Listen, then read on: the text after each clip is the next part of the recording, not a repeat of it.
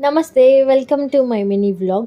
Family అంతా కలిసి బయటికి వెళ్ళి రెస్టారెంట్‌లో డిన్నర్ చేయడం చాలా హ్యాపీగా అనిపిస్తుంది కదా!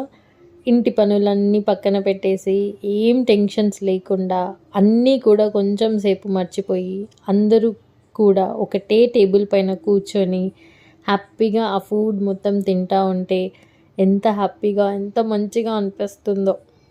అందరూ కలిసి కాసేపు సరదాగా మాట్లాడుకుంటూ, నవ్వుకుంటూ, వేడి వేడి ఫుడ్ తింటా ఉంటే చాలా మంచిగా అనిపిస్తుంది.